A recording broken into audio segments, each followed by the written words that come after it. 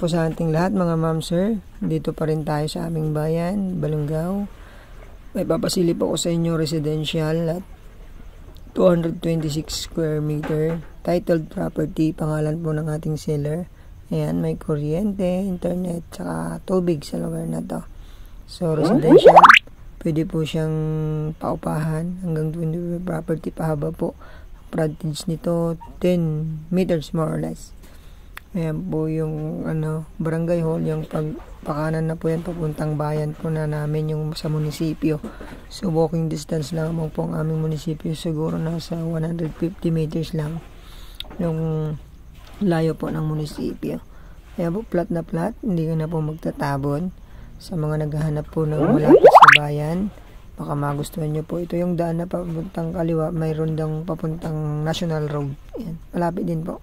So yan, sana magustuhan nyo to. 226 square meter titled property. Napaganda pong residential. Pwede din mag-store dyan. Tapos yan nga, maganda sa taas yung bahay nyo, tapos paupahan sa baba. Tara po, tingnan natin kung gaano kalapit yung aming ang aming munisipyo dito sa property. Yan, naalok ko po sa inyo. Ayan, mga 30 meters kanan tayo.